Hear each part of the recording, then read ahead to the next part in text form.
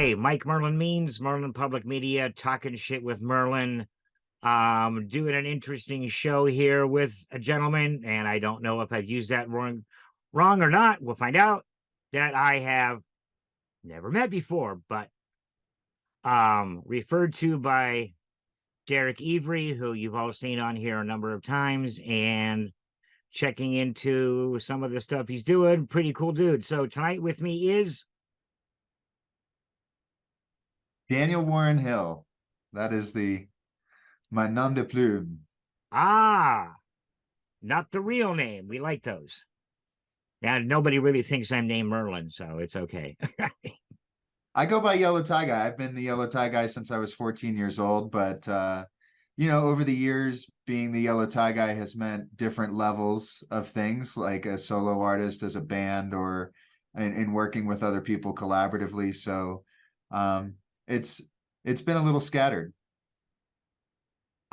Merlin was my handle back in the mid 90s on DOS-based BBS games. And people just started calling me that, and it stuck. And I'm like, I could do worse. So I kind of kept it. And those who don't know this already, you're not paying attention at all. I'm a bit of a pagan. So So it all fell into place. yeah, it kind of works out. It's I wish it was as cool here as this cave looks. Okay, you are in Utah? I am in Cedar City, Utah. It's like living inside of a postcard, so I love it. Okay. I moved here roughly 3 years ago, but really just kind of started getting out and around town in the last, I don't know, 6 months or so, in proper fashion. Mm-hmm. Prior to that, I was in the Washington, D.C. area for about 25 years. So it's pretty extensive, the time that I spent out there. And where do you speak English, Mike? Where do you come from? I mean, where did you start the journey? I think Washington, D.C. was really it for me. I mean, so you mentioned Derek, and so Derek and I originally met at an open mic that I attended in Arlington, Virginia, at the Iota Club and Cafe, and things just kind of steamroll from there. I mean, we're talking must be 15 years now since then. My long and story short is really I had started selling life insurance, and Okay. and then I found out I was going to be a dad, and I had these like conversations with my daughter, who was not born yet. Honey, you can be anything you want to be when you grow up, but not daddy, because daddy got a real job to pay for you. And I just wanted to be able to kind of flip that on its head and prove that you could make a living doing what you love to do. For me, that was music. So that was 22. From 22 on, I had, I guess you could say, taken it seriously. But prior to that, I mean, I had my brother and I had produced our first record in my bedroom when I was 14. So I've been doing the thing my whole life. My dad was the audio engineer for our church growing up. Okay. So, long lineage of like just hanging out around around the audio environments and seeing meters flying. And over the years, I got to do some broadcasting. Obviously, a big part of my life today is Alchemical Records, where I'm highlighting artists from Washington, D.C., Maryland, Virginia, as well as submissions from all around the world. So I've been in publishing and in media development. I was really excited, to hear about your media enterprises and talk shit about Whatever. having a Yeah. station or putting systems into place. Okay, so I got to ask you a question. You mentioned the Iota Club. Did you also know Sam Snow? I do know Sam Snow, DJ Snow. Yeah. Yeah, I met Sam back in Ohio before he went to Chicago. And we've stayed in touch through Actually met him through a former girlfriend, but we're not going to go there too much. Um, her and I are both are still friends, but Sam is one of the more interesting people I've met. He has the most eclectic taste in music of anyone I have ever known. I mean, I've watched him throw a comedy sketch in the middle of a DJ set, and you're just sitting there going, "What the fuck?" And it works. And I mean, he's a good guy. Derek, again, I met through Sam, and he's been on here a number of times, and we've talked music and all kinds of other shit, and just good people. I'm really unhappy with my camera today. It's just pissing me off. Got to rein you in from the other dimension. Well, it gets wonky from time to time, but this is like one of the worst. I got to get, basically, I'm fairly certain most of what I need is some signal noise cancellation and better lighting. Like I was telling you before, I had a photography video lighting studio for years, and health went into shitter, and most of the gear is sold. I still got a few pieces that I'm trying to get rid of, but yeah, I can't do the work anymore, but I can do this, apparently, as long as there's no camera involved. Well, I know that I prefer audio. I think I got into video a little begrudgingly over the years. Mhm. I love the world of audio, but the uh definitely adding, because it isn't just lighting, right? It's the camera equipment itself. Um, Camera equipment, all of your settings. Uh, it can be a real pain in the butt. Digital converters. Yeah, digital converters. I've worked with USB, and I've worked with what is that, Thunderbolt converters. For some reason, those seem to be a little bit better. I live stream at church on Sundays, and they have a Black Magic box on Thunderbird, and it's epically clean. Um, but yeah, that's just, I'm not a church guy, but hey, I work at a church. And obviously I said pagan, so I'm not a church guy. How does your church feel about you being a pagan? They are one of those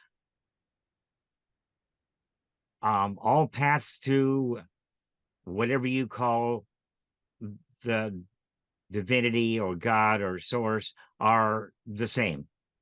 It's like the seven guys standing around the elephant story.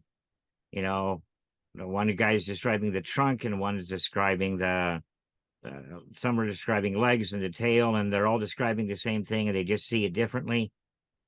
They're uh, they're an interesting group of people. Not really Christian. They call themselves New Thought. Oh hell, while I'm here, shout out to Unity Spiritual Center of the Mojave Valley. Barry and Natalie, how you doing? I don't know if you're watching, but I'm saying good stuff. Really, I am. It's a fun gig. They want to. They're moving over to YouTube in the next couple of weeks, and I've not streamed to YouTube yet, and so I get to learn for both of us. What are you using? I mean, are you just using a camera and a green screen, or are you running through software, or?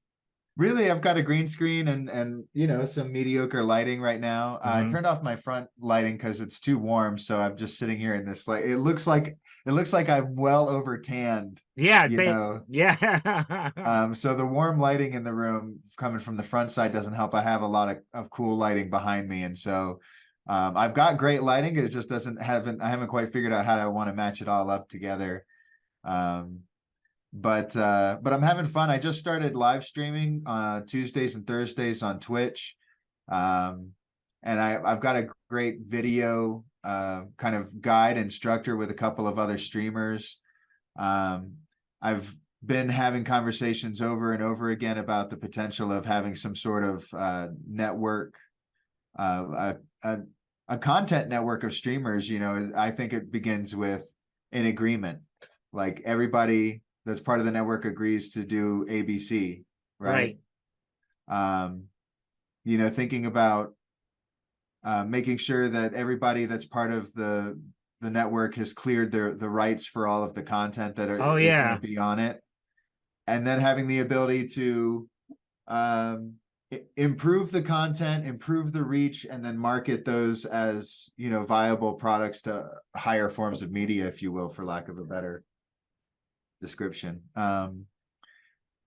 Also been thinking on the Alchemical Records website of just like having some sort of live segment where you have to actually be tuned in to see whatever it is that's happening. Okay. You know, I'd love to do a 24/7 streaming service. I think there's enough creators within my network to put something like that together. But somebody would have to curate that content, because not everybody I know, you know, would stream at those particular times, for example. Yeah, that's kind of hard to arrange something like that. And you were talking about content, you know, I had a radio station, oh, year and a half, and everything was licensed. Every song I played was licensed, and that more or less broke me. Right. I had to stop. I couldn't afford the licensing fees from everybody, and the like shit ton of paperwork and all that stuff that went with it. And so I finally said, well, I'm just going to do interviews for a while, and I'd like to do radio again. I would, if I can find a, you know, reasonably priced way to get the licensing covered, because I won't do it unlicensed. I just, no. I know too many musicians. They work too hard not to get something out of it. Yeah, I mean, that's a tough call. You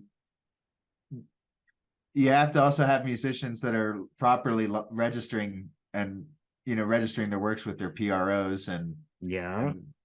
and they don't always follow through with that. You know, it's No, you know, and I did a bunch of stuff with local bands, and you know, and they don't, nothing is registered. I mean, you either do a gentleman's agreement, or you know, knock out a quick and dirty little contract, you can play this stuff kind of thing, and hope nobody is an asshole.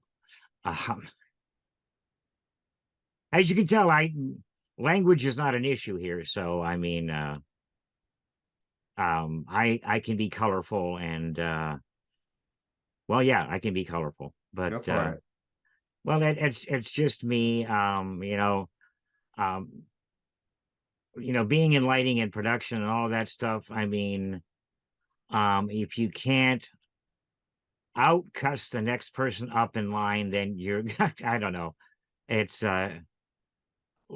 stage lighting is my thing, and it's so terribly overlooked by most people. And once I started doing it and I stepped out, now all of a sudden, many people are buying lights, and they're like, look, just turn them off. Don't do that. Um, I'd rather no lighting than bad lighting, but that's just me. You know, started in what I think 75 with theater lighting in high school, and just kept going. And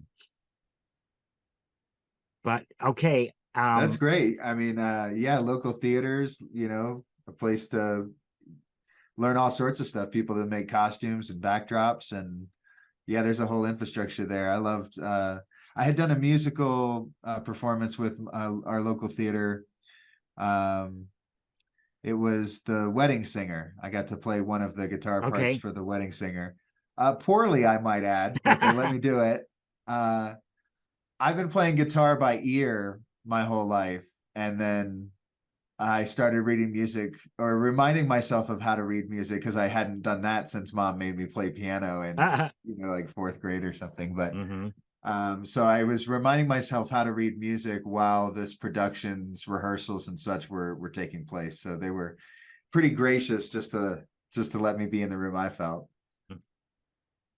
Theater is it's literally my very first love. I mean, of all things out there. Hang on a second. Look at that. Okay, that's a little better. Well, I know where the noise is. It's on my power supply to the camera. Okay, I can fix that. I'm running on battery now, and it's considerably cleaner. Gotcha. But I'm when I started doing this, everyone's like, "How are you going to get in front of a microphone?" Because my saying for most of my life was, "If you see me on the stage, something has gone terribly wrong." I was the behind the scenes guy, and I started doing this, it's content for the radio station. And, the first several interviews, I don't know how you feel about the stuff, but I had a little herbal coaching, relaxed me up a little bit. And now I don't need it. But I am definitely pro cannabis. As a lung patient, there's nothing better for me, as long as I don't smoke it. But what's your take on that? How do you feel about the stuff? I think it's been illegal for far too long. Mm-hmm. That it has been illegal has caused more harm than good. Oh, yes. Um, I don't know. I mean, I feel like it's in a better position now than it ever was, but it still feels like it's in a bit of a tug of war between the federal, the state level. Yeah. Ridiculous mandates that kind of, I don't know. It feels like everything else gets grandfathered in. Isn't that what the government does? They're like, well, you've already been doing something for a while, so we'll Right. just let you So, yeah, just keep doing it. We'll be keep fine. doing what you're doing. And in this case, it seems like they're trying to shut down some of those smaller locations in order to implement a more national chain people. I guess people Yeah. who who complete forms and paperwork a little better than the little guy. That's my take on it. Pay higher taxes. Is it legal in Utah? It is medical. Medical.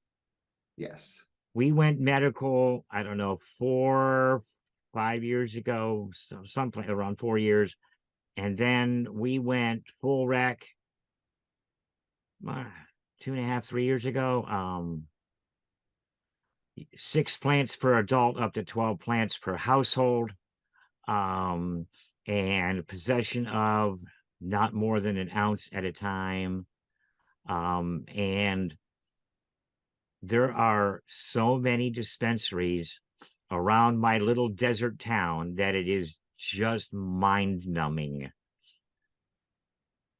There's a city up the way just inside California called Needles, and there's at least 6 dispensaries in this little town. And it is bringing the town back from near certain death. But there's grows out there. I mean, the desert is coming alive with marijuana. There's got to be a song in there someplace. Somebody's got to find that one. But I say I vape it. I use tinctures, glycerides, but my lung doctor is like, no, man, don't smoke. No, too hot, bad. But it's well, I've been on and off since, well, hell, my teens. So I mean, and that, as you can tell, has been a little bit of time. Right. I'm certainly not a youngster anymore. Um, Alchemical Records. I wanted to get back to this. Is this a label?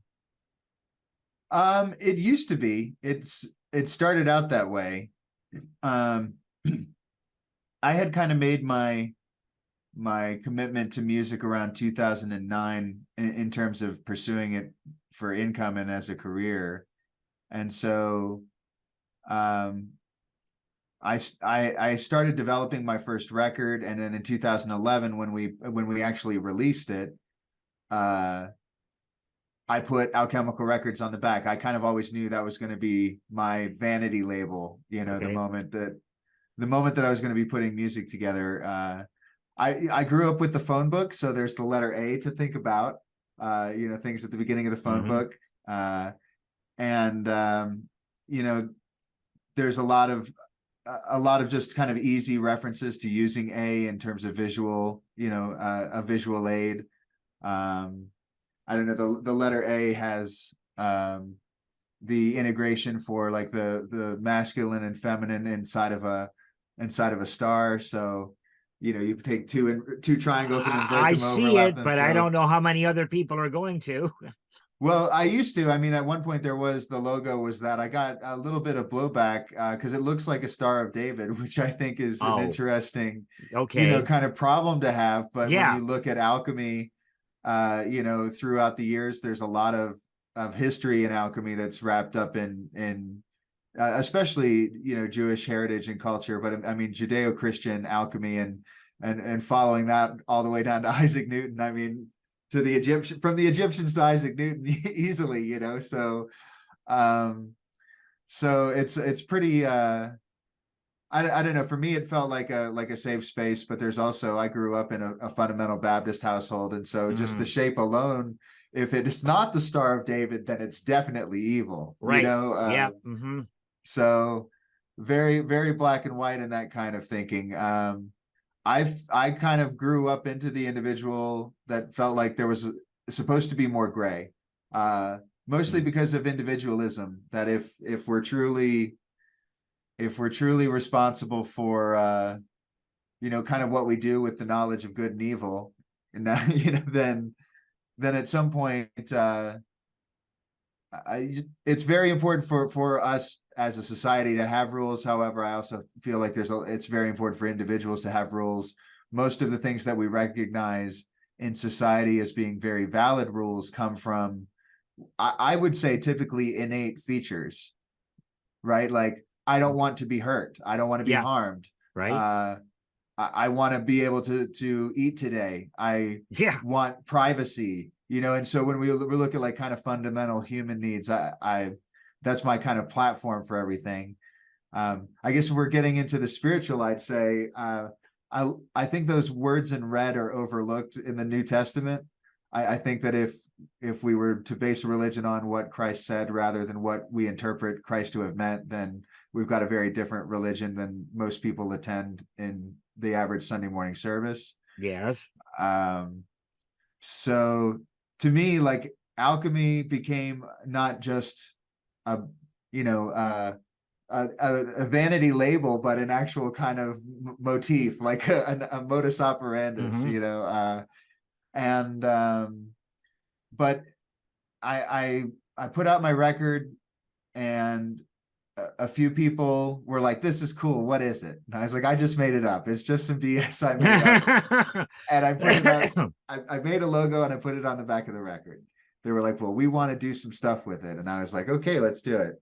And so we had a small community label until about 2017, early 2018. The contracts that I had with those artists, they wrapped, and throughout that very short duration of 2011 to 2017, you've got massive industry changes taking place. You know, if you're just a fan of music, you see something like Spotify come, you know, to life, it's unprecedented, the Mhm. popularity of Spotify, especially Yes. with a company like Apple having so much market share in the digital media space already by that time. So yeah, let me mute my phone. I forgot that I was doing a thing. There we go. Uh, so and that's just from like the fan side. You know, YouTube happened. I mean, from a fan side, that's monumental. Yes. But also from an artist side, when I started, the closest entry level we had were existing record labels. Existing record labels had distribution networks and distribution deals. Mm-hmm. So I became a sub label of an entity in Baltimore that in and of itself was also a sub label. And so you can imagine there wasn't no making bank during the duration Yeah, pretty much. of this endeavor.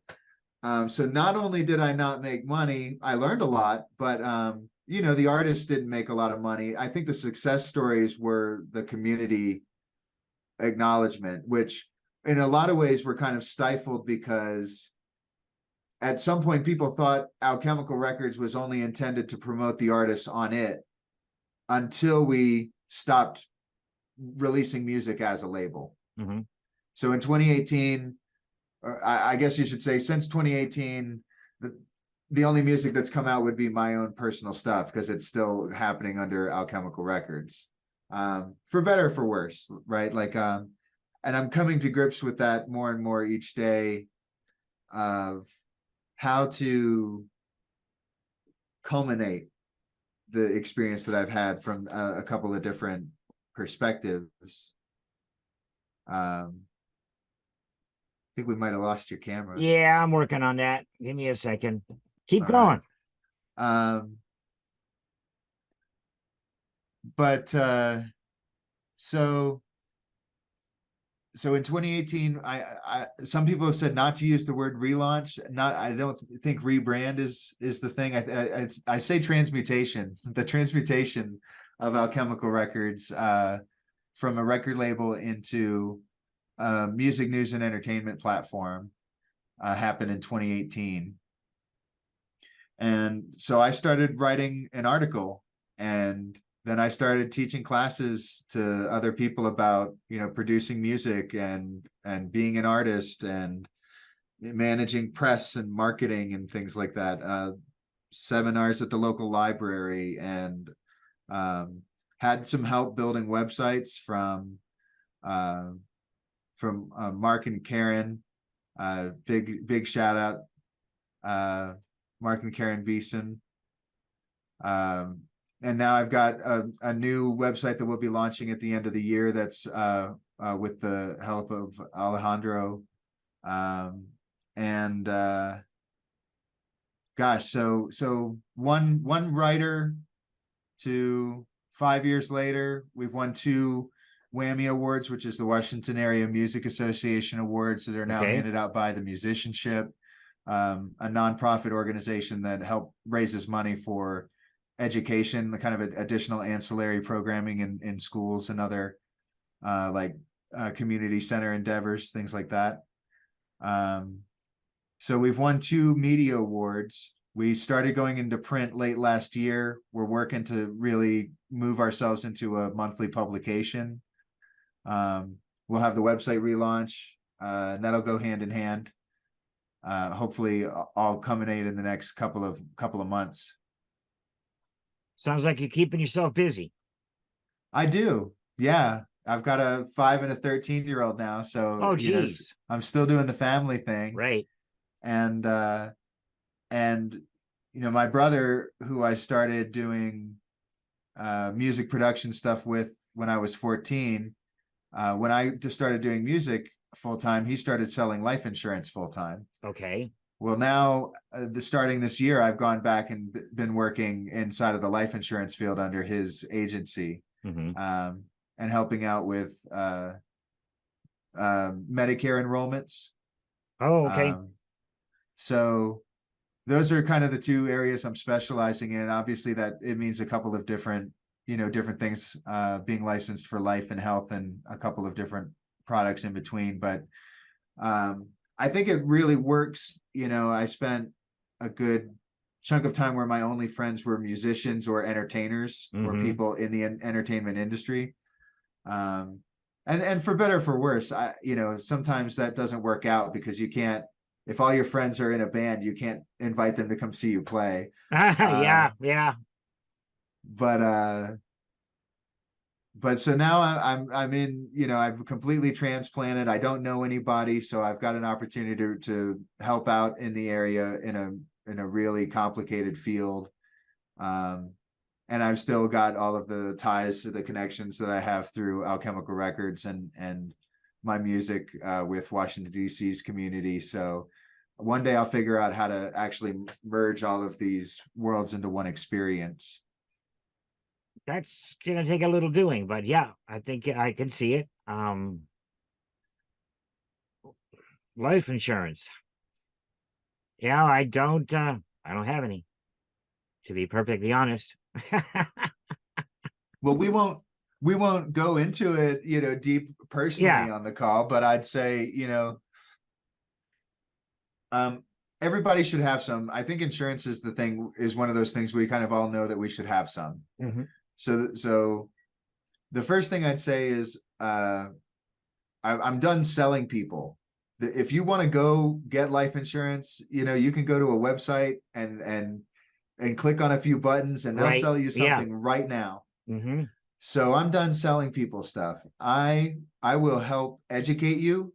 I will consult with you. Okay. We can like look at I think it's very personal. It's a very personal kind of complicated problem. There's how many members are in your family? How many people are you responsible for if you were to pass? One. You know, would they have to travel from out of the area, right? Like, how will you be buried or cremated, or will somebody have to scatter your ashes in a Scotland lock? Like, Well, that's really, really close, right there. I mean, that's closer than most people have ever guessed before. And you're just throwing it out. Um, Me, my wife, and my mother-in-law hooked up with the company. It has to have been 15, 16 years ago. And we know they work because my mother-in-law has passed and we've been through this. And they come, they pick up your body, they take you to Kingman, they do all the death certificate stuff, they fly your body to Phoenix, and the medical researchers take what they need and they cremate the rest and hand deliver it back to your house. And that, for us, at least at the moment, and I don't see it really changing, is about enough. You ever heard of that before? kind of, maybe not quite put in that way, but I feel like I've heard turns on it. And it works. I mean, we've been through it once. It works. Right. And they're the fact that they personally hand deliver, that was just the last little touch. But I my belief system, this is nothing. This is something I'm carrying around, and I don't need to do anything with it. When I'm done with it, I'm done with it. And so if someone can get some last uses out of this thing when I'm done with it, then that's cool. Unless, of course, they want to. Do you know Stranger in a Strange Land? Are you familiar Is with? that a song? No, it's a book. I'm not sure. No, Okay. I Geez, may have read. if you ever talk to Sam again, ask him about it, and then get comfortable. Okay. But it's long story short, human born on Mars, raised by Martians, comes back and looks at us from the outside and all this stupid shit we do. And I'm going to strongly suggest you find a book and read it. Robert Heinlein. Okay.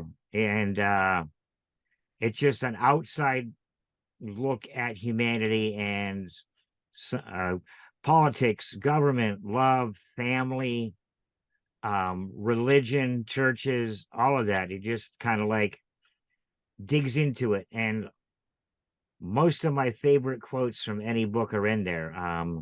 Have you ever heard somebody use the phrase grok? I have not. No. Well, okay. That's from there, and most everybody has heard that once or twice. But yeah, to grok something is to understand something to the level that there is no difference between you and it, which is like an ultimate understanding of anything or anyone. So okay, yeah. And I go off on tangents, and that's what we do here. Well, I would refer then back to, it sounds like right up my alley. I was a big fan of The Moon is a Harsh Mistress, Okay. which then would have the lifelong admonition of Tanstoffel. There's no such thing as a free lunch. There is none. Yeah. It just, yeah, I mean, Heinlein is tied for my favorite artist with and everybody shudders when I say it, Tolkien, but Heinlein, Tolkien, my two favorite. I'm a big Tolkien fan. I would have thought I could be a major Tolkien nerd until I saw Stephen Colbert. He seems to be unprecedented. He's got it covered. Yeah, among other accolades, I suppose. But So, I mean, I've read the Silmarillion. I've read I've read the appendices, and I feel like if I needed any information, I could refer to it. yeah, I'd know where to locate it. yeah. So I'm definitely a big Tolkien fan. I thought I used to read them annually, but part of my kind of teenage infatuation with it, and then the movies came out. I like the Lord of the Rings things. I wasn't quite a fan of The Hobbit. I No, don't not know if quite. No. you've seen it. But there's a lot of material to work with, even in a 3.5, almost 4 hour movie. There's a lot to cover. Well, that's what I felt happened so well in the Lord of the Rings movies was, even though it wasn't exactly like word for word with the book, the pace of it felt similar. Like, whereas with The Hobbit, it really did feel like they added so much extra content, to try to turn it into that trilogy. Yeah. And really, it would have been great to have had a two-parter, something that like a little bookend, of just stretch it out a little bit, But three was just like, yeah. It was just overkill. too thin, and you just had to add too much to it to do it, and all the name of money, which I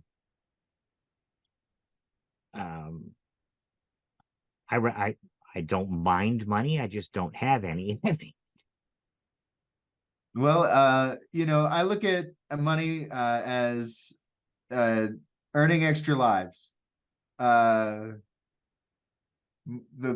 goal of Mario the game is not to collect coins. It's to save the princess. Yes. So Yeah. so the coins afford you the opportunity and another chance to save the princess, but they're not the exclusive reason for for the game that we're playing. Yeah. So I don't know. I've done some stuff, a lot of reading. I'm a big Zig Ziglar fan coming from a sales background. Okay. Zig Ziglar always says, if you help enough other people get what you want, that you'll get exactly what you want. I think that I'm not anti-capitalist, but I'll say that I think maybe anti-consumerism. Yeah. Okay. I'm there. I think that a lot of our spending, is so much geared towards the pleasing, please me now, a very microwave approach to the way that we live. Yeah. And so there's a lot of funding being spent in that space when it could be spent on, better health research or better education, better community standards, or whatever we'd call it. I guess some people would call it a handout, but there's a lot of countries doing very well with a kind of a standard of living. Like everybody should just be able to make this much, and it's a universal basic income. Yeah, or some variation of that, or hey, everybody's got healthcare, but you got to make your own damn money. Like at some point, just acknowledge that there's systems out there that are operating differently. And better may be subjective, but we also have states that can enact things and get the ball rolling and try something in the state of California first. And if it works there, it'll work everywhere else, right? Like, yeah, sitting right next to California. Well, let California try it. Let's see what happens. Well, Yeah, and were they not one of the very first to legalize cannabis? I don't think they were I the very first, but I think that might have been Colorado. I'm not sure. I don't remember now, but it feels like it was definitely Colorado, Washington, Oregon, or California. Yeah. Definitely feels like the right start. Um, but I mean, in insurance, we see this a lot. There's a lot of things that happen on a state level, instead of the federal level. The states control a lot of the insurance commerce that happens in the state, and to a lot of respects, kind of control what somebody with an insurance in this state can do when they're in another state. You know, just because there's limited programming, there's certain things that might be in the area, out of the area. Not so much with life insurance, but with health. Like life insurance is standard nationally, but health insurance can vary very much by county. Access to certain resources within a network.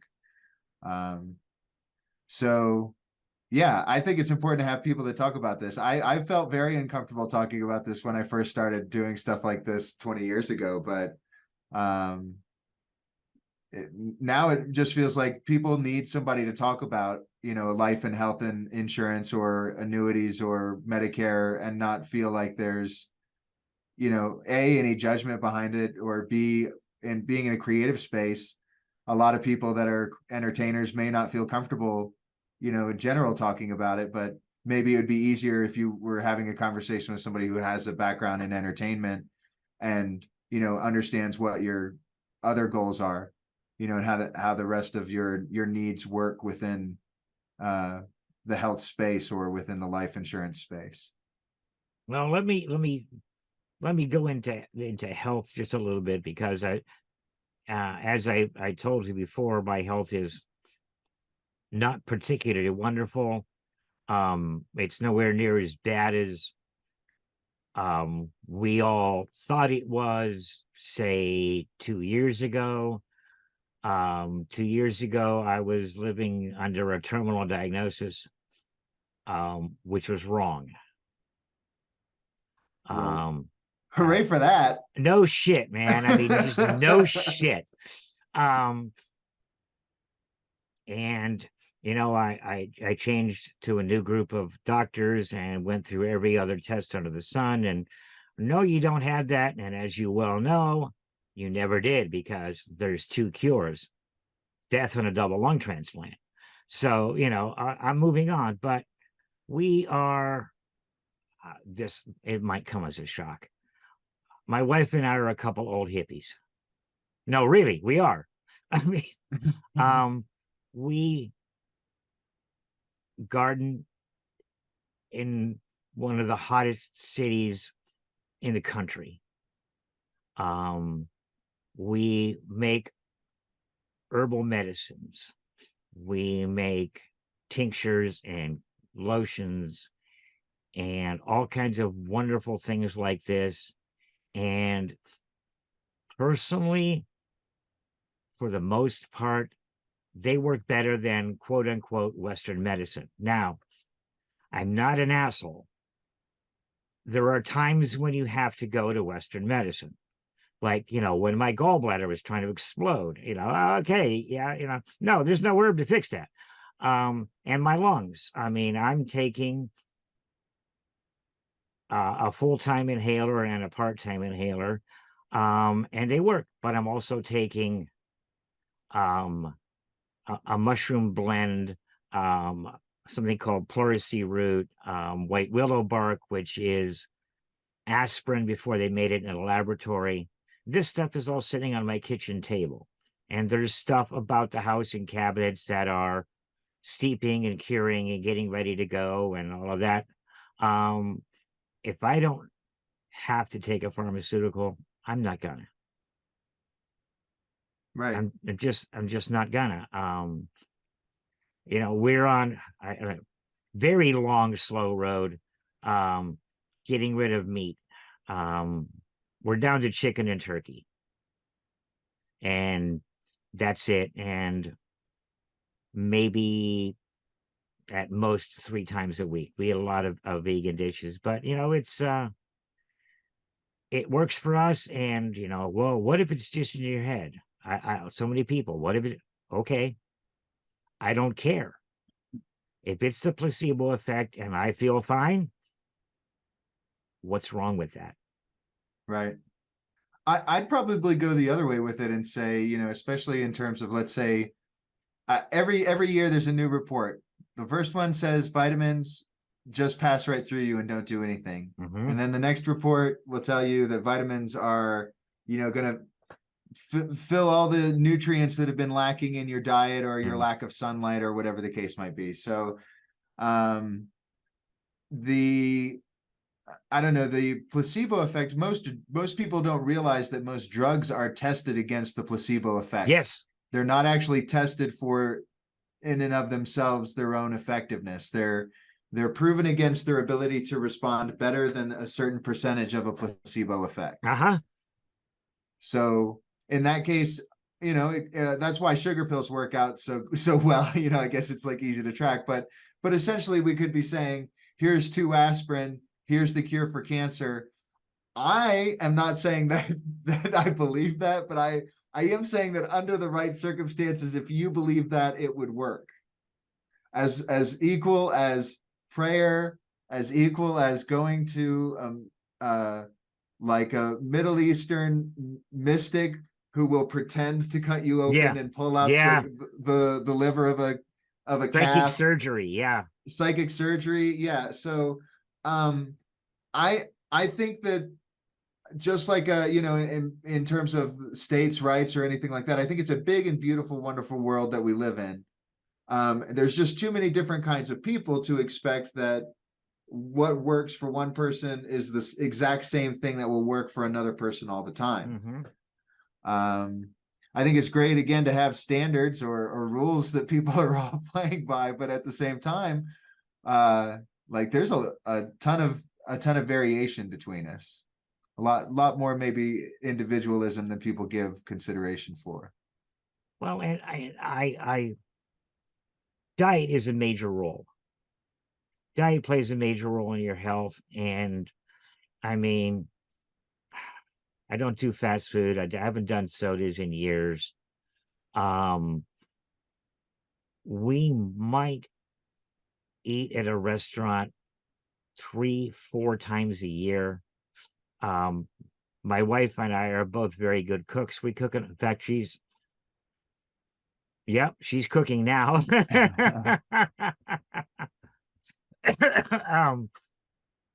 So we eat at home, and we buy organic. Yeah, it costs more. Okay. And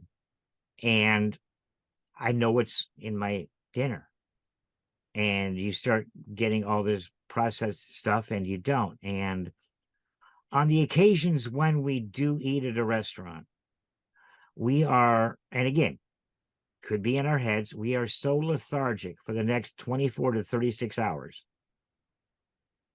We just, I don't want to do nothing. So, and there are people that have supposedly cured so much as diabetes by going pure vegan. I've seen numerous reports. I don't know. If it happened to me, then I'm a true believer. But I'm always I've gotten so skeptical as I've gotten older. Not an awful lot that I trust sight unseen. Well, I think one of the, like, an interesting component. So being a Daniel, growing up in a Judeo-Christian household, Daniel is this icon, like, to live up to, like a David, in the Bible. So when you grow up, you always think about, like, kind of that individual. So Daniel, one of Daniel's claims to fame is being a vegetarian, which I am not. I did not know that. So yeah, so they had so Daniel so let's see, was it, no, it was Daniel was in the lion's den, right? Right. And then wasn't it Daniel with Shadrach, Meshach, and Abednego, Yes. and they put them in the fire, right? Yep. So those same individuals, they when they first got brought before the Persian king, I think it was Darius at the time. Um, so they're trying to feed them the same food as everybody else that they're bringing in that are being conscripted to work inside of the king's household, and it's good stuff. I mean, it's the king's Right. servants being fed. And so but these four individuals go, actually we'd prefer just to really what they're saying. They say that we want pulse, which is a way of saying that it's juice or like the grindings, blended stuff. So and the person in charge of the individuals are saying, no, I've got to feed you everybody else. If you wither away, I've got to answer to the king for all of your withering away. And so Daniel says, look, give us this for 10 days and see if we don't fare better than our peers. And so lo and behold, I'm not saying the whole kingdom switched to juicing. I'm just saying that they got their way. So I haven't achieved vegetarianism, but I've been around it. I didn't grow up that way. My mom had a menu, and so every 7 days was the same exact dinner, for the most part. And yeah, so there was pretty much a set menu, a schedule for food. But at some point, I growing up, I also felt like I started eating a lot of the foods that I grew up with. So in order to just cut myself of the cycle, as it were, I would go vegetarian for kind of an unannounced I don't know, like undetermined amount of time. Okay. And so for me, it was just a way of saying I'm not eating like this right now. Like I'm making a decision about the food that I'm eating. It's not like autonomous or automatic, that I'm just going to the grocery store and buying what was in my parents' refrigerator growing up. And so that's about as much as I dive into that today. My wife and I practice mostly what is it? Intermittent fasting. Oh, okay. So we're doing intermittent fasting. And that leads me to like suggesting I can really eat anything I want to as long as it's within a set number of hours. You can really only consume so many calories in a set number of hours, and be happy with yourself. So very hard for me to get a 2,000 calorie diet in a 4-hour period. But the hard part, is really just the snacking. But I try to eat till I'm full, and then I stop eating, and I drink a lot of water throughout the day. We do have vegetarian meals, probably 3 to 4 meals a week. But a lot of that is finding better alternatives for protein, alternative sources for protein, and also a very just a diverse diet. I grew up with a mom who did very well in the kitchen and did very well, especially with like baking stuffs. And then I learned how to cook in a seafood restaurant when I was pretty young. So I learned a lot of tricks. And during the pandemic, you don't go out, and delivery gets expensive, even whatever promotions and stuff people are running. But so I started making things like homemade fried rice, frying my own tofu and frying my own fried rice, and coming up with variations using leftovers and all sorts of stuff, So really important to have like a kind of a cooking and dietary. But I like a little bit of everything. I just don't want to consume any one thing each and every day, really. And I think cooking is becoming a more or less lost skill. Because of the convenience of delivery and convenience food and delivery. And you go to the grocery store And for twice the price, someone can pre-cut your cantaloupe Right. because you don't know how to use a knife. I mean, all this, you know, I started working in restaurants about 1979, and I've been in and out of short order gourmet. Spent a nice stint baking in a Jewish deli. Um, Worked out here once I moved out here at a couple of the casinos for a while. So I cook. Like I say, my wife Juanita, she's amazing in the kitchen. I miss her mother dearly. Yes, I miss my mother-in-law, people.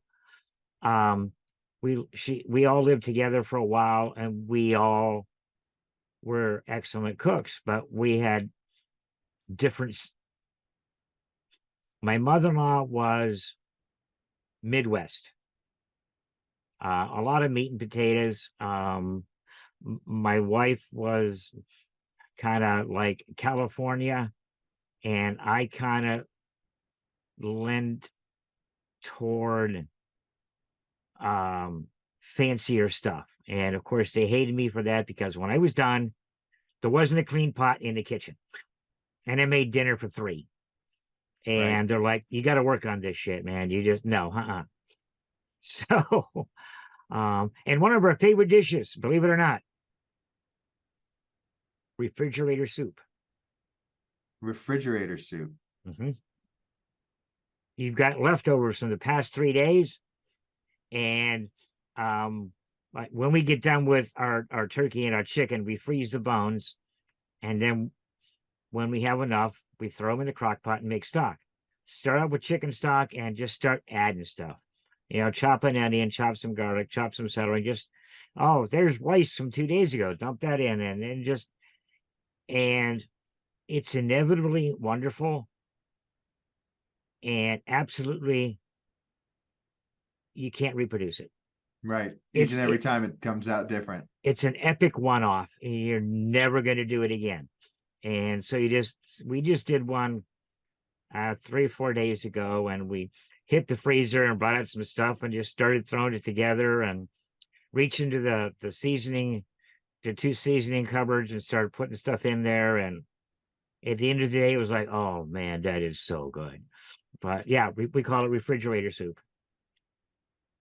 I will make soup, but we usually eat it pretty quickly, so I don't necessarily get to keep the leftovers very long to Mhm. like kind of keep building to it.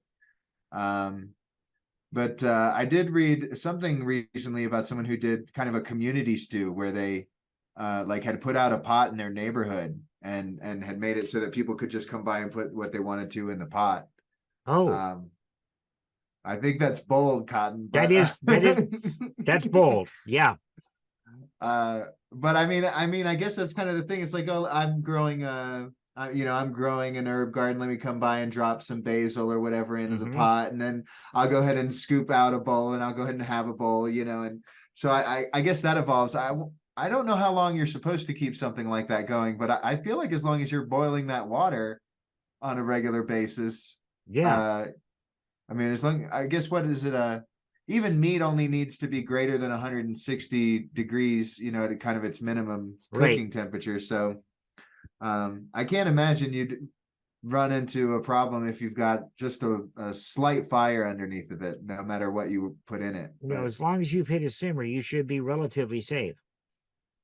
that's the only real disadvantage of going full vegetarian or vegan, I think, is that sometimes you're hungry and the world is out there, or Yeah. like,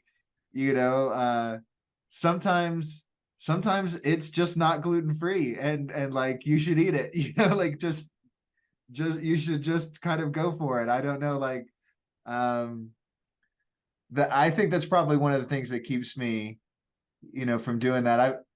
I guess I would have suggested I'd be the kind of person that would eat like a chocolate covered grasshopper or something, if it was offered to me, something Hmm. outrageous. And I typically try to avoid onions, but I try not to complain about them when I'm in in a stranger's home. I make sure my family knows not to try to trick me with any onions, but You don't like onions? I don't like onions. I'm perfectly honestly, I've never heard that from anybody before. I don't know what it is. You know, I think I had to cut a lot for cooking. So there's kind of putting off there. I mean, you got a negative reaction every time Yeah. you go to cut an onion. I mean, even the onion itself doesn't want you to cut it. What's that tell you? Yeah. Okay. Onions have an also. I didn't learn this till much later. After I'd already discovered I did not have an affinity for onions, but onions have a very unique property as air filtration. So if you are trying to like clean up the air next to your bed, you might try chopping some onions and putting them in a bowl next to your bed at night. They'll Okay. act as air purifiers. Wow. They will absorb impurities in the air, which is you know, part of their discoloration over, you know, over their kind of life cycle once you chop them up. So joke's on you, all you people at the baseball games putting them on your hot dog. I'm a relish guy myself. I Relish and ketchup. I like ketchup and mustard and relish. I think you one row of ketchup, one row of mustard, and a dab of relish down the middle. I think that's how you do it. But all right. So you heard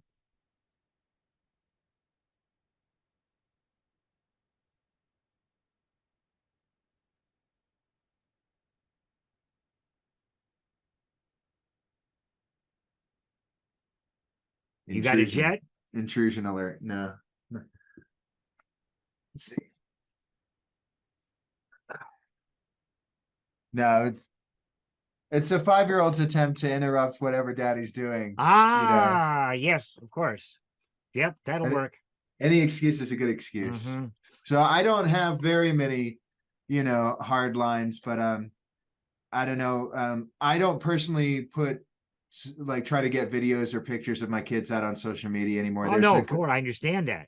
When I first got on the internet, like everybody else, my oldest daughter, you know, there's pictures of her when she's young, a baby, you know, probably through age 3 or something. But especially I was doing a career in entertainment, and then so I didn't want to use that as like a platform for the entertainment side of things. And then B, I didn't want anybody knowing where my kid went to school. Right. I never wanted that to be like a problem I was going to have to think about. And I didn't have delusions of grandeur. You know, I just didn't want to put out a lot of content on the internet about that. You know, I get that. Ears crossed. It's it can be a scary place out there. So yeah, so anytime I'm doing something like this, I have a couple of buttons that I can push to like, you know, cancel the whole thing just to make sure, you know. But she, you know, I think it's inevitable. I want to have that space. I guess I remember stories about like Kennedy, you know, and the boys coming in and just like the whole meeting stops. And I'm sure to a point that's not true, but to a point maybe it was. And I think it's inspiring to think about you know, whatever we're doing, it's worth the interruption, you know, when kids are coming in to hang out. So I did a show a couple weeks back or so, and you know, the guy's daughter kept popping through the picture, and I'm like, you know, okay, you know, one of my number one rules is I don't edit these. What goes in comes out. And I'm like, you know, when it's all done, I'm like, okay, do you want me to edit out your daughter's face? And he said, don't worry about it. But I had to offer that because, you know, it's a kid. They need to be protected. Right. I am winding down. One of the problems I still have is I don't expel carbon dioxide efficiently. And that's called emphysema, for those who didn't know. And my blood oxygen varies dramatically. I've been on a CPAP for 2 months, and it's literally life changing. That was probably the problem I should have initially been treated for, was sleep apnea. I don't know if you're familiar with the concept, but you stop breathing multiple times an hour and you get no REM at all. But I actually do need to chill a bit, put my cannula into my nose and bring my oxygen level up. This has been a blast. Thank you so much, Merlin. I really appreciate being able to spend some time with you talking shit. Well, here, let's do this before we go. If you'd like to plug your gigs, give us your websites, your Facebook pages, all of that. Let's let people, tell them how to find you. These days, the best ways to find me are either alchemicalrecords.com. So it's like chemical, but with the letters AL in front of it, alchemical. I'm just putting that out there. I don't know why it's I got hard. you. Some people, I know. as soon as I say alchemy or alchemical, but anyway, so Alchemical Records, yellowtieguy.com is my band and music space. And if you're interested in coming in or hanging out with me doing live streaming, I live stream video games now as well as music. Because I grew up in a video game culture and environment. It was one of the ways that I engaged with friends and community growing up. I still have a lot of community built up around that. And so over the years, people have bought me Christmas and Thanksgiving and birthday presents and things like this that I have on my hard drive that I've never played. And so I have a regular Tuesday get together with friends to play games that we communally decide on. And then on Thursdays, I do some acoustic music, and then I'll play one of these games that I've just never had a chance to play through before. Oh, that just sounds like a blast. It's fantastic because I get to actually appreciate, these gifts that I've got waiting for me. These experienced people were like, you would like this, and now I get a chance to actually do that. And I really haven't played out a lot since the pandemic, so being required to be rehearsed when I come online means I'm a better musician and guitar player today than I was yesterday. And so I appreciate that accountability. I wrote a book that I'm looking for a literary agent to work with. So I've got a website kind of around that concept. It's danielwarrenhill.com. That's my personal site.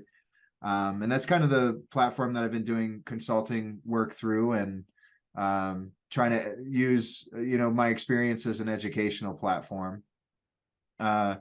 I'm a board of directors on the DMV Music Alliance. So you can find out more about the endeavor to try to create more infrastructure for the entire region of Washington, D.C., Maryland, and Virginia.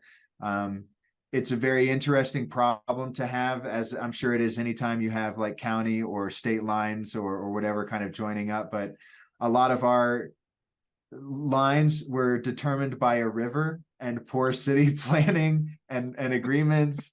And to me, the music, it happens because of what happens regionally. Like I know that there's a lot that happens in Washington, D.C., and when you're touring, you tell people I'm from Washington, D.C., because they don't know where Waldorf, Maryland is, or wherever, right? So you tell people D.C., and I want D.C. to be elevated, to equal status as Austin or New York or Nashville or LA. I think it's an amazing cultural entertainment hub with a lot of infrastructure, but there's some things missing. Like there isn't a record label, there isn't a Warner Brothers level kinds of presence there in terms of music. There's not, I don't know, there's not like a major television, studio or anything like established there. So there's some of that infrastructure is kind of lacking.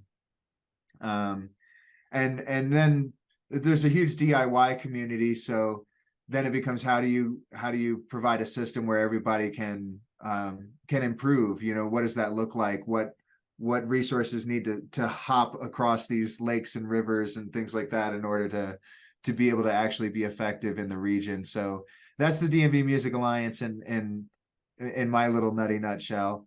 Those are all the spaces that I could send you to today.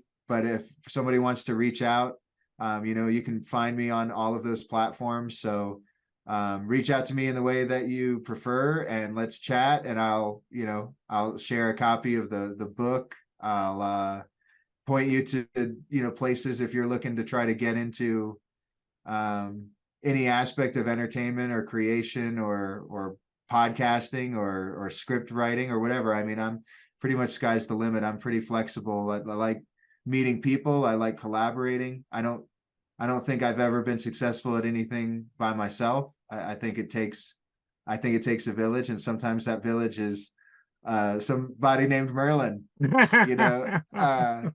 So I really appreciate your time, and I'd love to do it again. I would too. That would be great.